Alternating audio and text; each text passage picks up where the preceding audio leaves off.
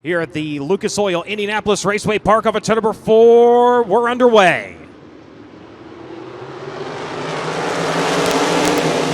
So the field going to barrel down into turns 1 and 2, and immediately Swanson going to take off the top spot. In pavement competition, he is undefeated so far this season, had led all 100 laps at Toledo, led it at Winchester, and now going to come around to see if he can lead lap number 1 at IRP. Logan Seavey picked up a bit of a bobble on that initial start. Kind of got that outside row bottom of.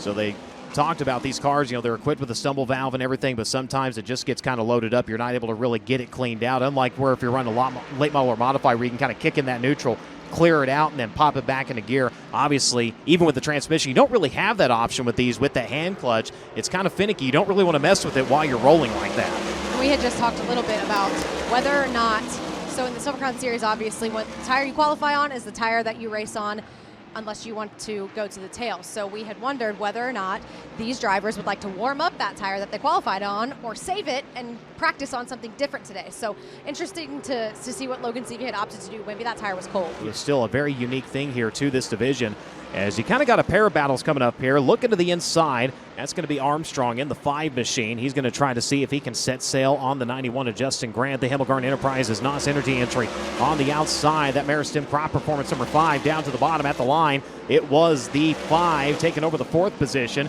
Now going to secure it as they work onto the back straightaway a little bit. Got grooves where there shouldn't be there, as that's actually going to allow Santos to get a little bit of breathing room, and that's going to open the door for Tyler Rohrig, the 41. Going to dip to the inside of Logan Seavey. He's going to get picked behind the slower machine, and now he's going to drop to 4th in the Abacus Rice Racing number 22 machine. But does this maybe open the door for the JD Racing number 98 of Bobby Santos to get up and maybe flex a little bit here? He has brought it under a half a second between himself and Cody Swanson. In a completely different car. He was in the 55, getting back behind the wheel of the 24 here for the pavement competition. So Cody Swanson is stretching his legs a little bit, and second place Bobby Santos is under attack by Tyler Rohrig. Boy, Tyler Rohrig, he is really pushing hard early on in this one. And we have 23 laps completed. It drives it in just a little bit deeper into turns 1 and 2. Going to take the spot away from the 98 machine, as we've got one slow in the back straightaway. That is the 31, I believe, Berkheimer. And Rohrig, he's trailing though, but he's still keeping a pretty good pace with your leader. Lap cars, at this point, not holding him up that much. He's able to work to the inside. He trailed by about 1.1 seconds. Ooh, we've got problems. Cars collected over in turn number 3. And the 60 getting over a left rear, went skyward. Looks like collecting the 26 of Kaylee Bryson as well. Set to go back to green. Swanson going to bring him all the way around. Ooh, man, problems on the 41. That car just did not take off. Now finally getting cleaned out, but that's going to cost him big time. He's going to jump back in the throttle, going to try to pick up 1, but he's going to lose 3 spots there on the restart. And Swanson going to go ahead and say, see ya, boys. So it looks like Tyler Rohrig kind of on the same pace here, as he is really trying to make up some lost time. Again, just like somebody threw the anchor. Like you said, these cars do have a tendency to kind of stumble a little bit on the restart. Making up some ground there. He's already back in the 30s. He's already looking for second. Trying to grab a 2-for-1 deal, and he's got it. He'll clip the coupon, and he'll take the spot.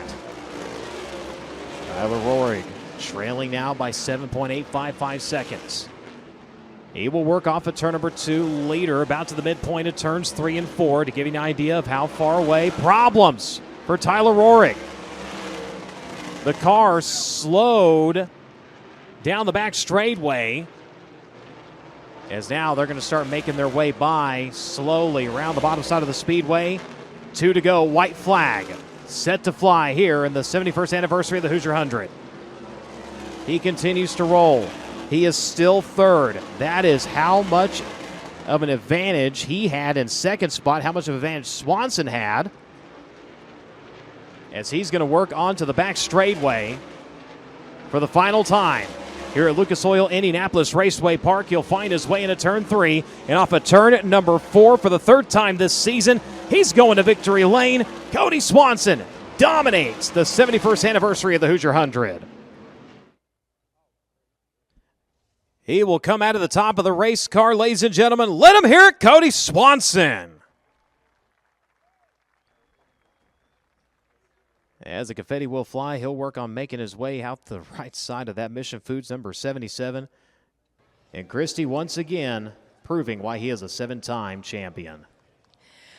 Yeah, after what seemed like a near certain victory last year at the Hoosier 100 at the Indianapolis Raceway Park, disaster struck for the Doornbink 77 of Cody Swanson, and he just was not able to overcome it. But this time, things played out differently. His brother Tanner took over the spot last year as the winningest USAC Silver Crown driver at Indianapolis Raceway with 8. Cody Swanson had 7 until today. Now he's got 8 again. Cody, after the unfortunate errors of last year and what the misfortune that we saw happen with the 77, are you glad that this one was 100 instead of 146 laps? Yeah, I mean, however it ends, if it works out like this, you can't be picky, right? And I haven't won a points race here in 3 years, right? And my brother's been racking them up, and Bobby too. And so I'm just glad to get these guys to victory lane whenever we can. I mean, they do such a great job on this car, and everyone on the Doornbinks racing team. And thankful for support from Mission Foods, from Wilkie Orthodontics, from Glenn Farms, from Rosewood Machine and Tool, and